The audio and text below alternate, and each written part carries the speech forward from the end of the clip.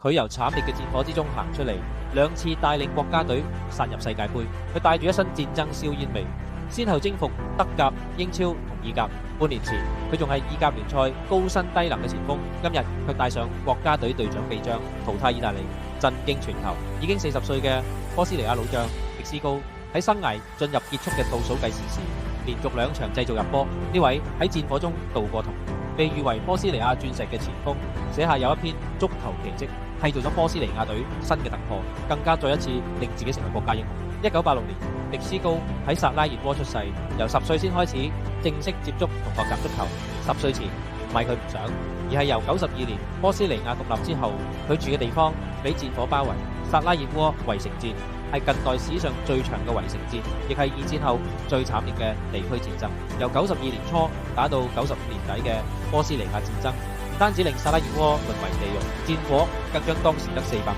人口嘅波斯尼亞夷為平地，接近30萬人失去生命，200萬人淪為難民，全國超過95%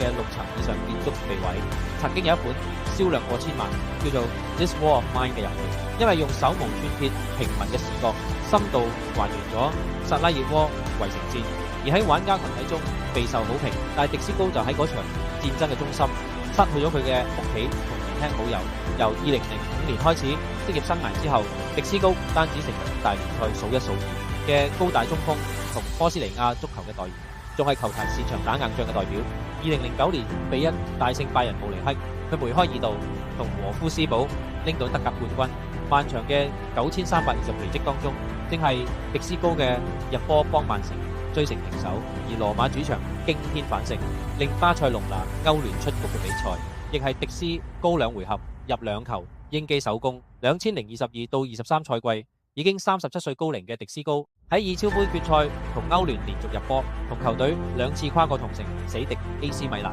效力國際米蘭2年奪4冠。而比起球會嘅成就，喺波斯尼亞隊，迪斯高更加做咗一件幾乎冇可能做到嘅事。雖然戰爭嘅傷疤慢慢凝結，但作為一個多民族國家，波斯尼亞衝擊國際大賽嘅難度遠遠高過克羅地亞同塞爾維亞。信奉伊斯蘭教嘅波族、信奉天主教嘅克族同信奉東正教嘅塞族構成波斯尼亞國內3族，截然唔同嘅種族同文化。喺呢種背景之下，波斯尼亞由1998年到2010年連續無緣世界盃同歐洲盃，一啲都唔出奇。喺南非世界盃外圍賽出局之後，波斯尼亞國家隊內部一度爆發嚴重矛盾。曾經嚟過中超踢波嘅沙利摩域，仲因為關鍵賽事發揮唔好，變成球迷嘅出氣袋，差啲離隊。但由2007年就代表波斯尼亞上陣以嚟，迪斯高唔單止每屆世界盃外圍賽都新鮮事出，衝鋒陷陣，更加係波斯尼亞隊場內場外嘅靈魂。佢呼籲媒體同球迷克制，亦從冇停止為嗰啲可能代表波斯尼亞出戰嘅球員奔走。原本可以代表加拿大出戰嘅美高榮，原本可以代表德國出戰嘅高拉辛尼，原本可以代表盧森堡出戰嘅美珍尼，原本可以代表比利時出戰嘅蘇石，佢哋一係被迪斯高嘅精神感染，一係直接收過迪斯高嘅短信。尤其係俾真力2008年轉換國籍期間，迪斯高嘅電話幾乎每日都打，仲急過佢。而喺迪斯高嘅帶動下，波斯尼亞球員開始團結一心，波斯尼亞3個民族嘅球迷都放下成見。波斯尼亞首次晉級世界盃決賽周，迪斯高功不可沒。巴西世界盃歐洲區外圍賽，迪斯高射入10球，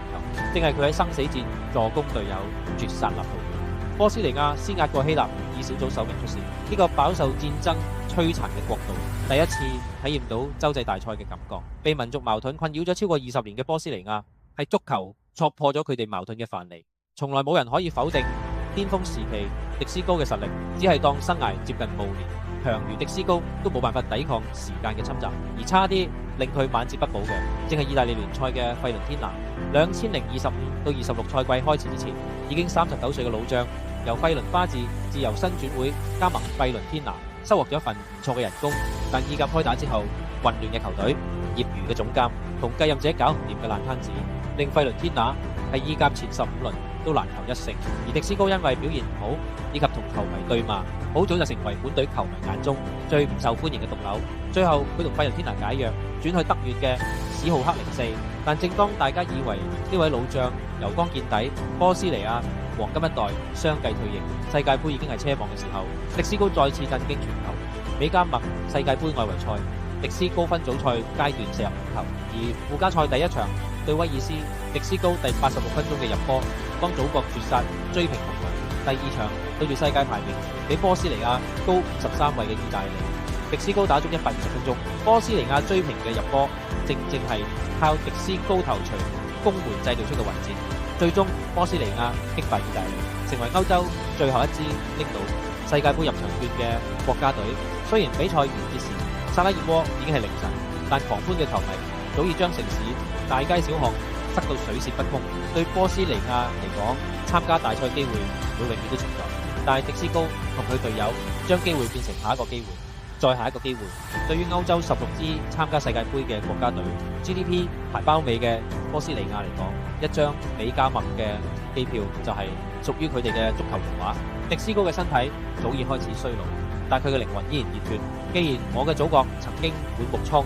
就等世界盃去撫平傷痛，等人們享受片刻嘅快樂同自豪。一次唔夠就兩次。呢度係實發體育，貫穿全球體壇盛事，祝你好運連連，場場中，拜拜。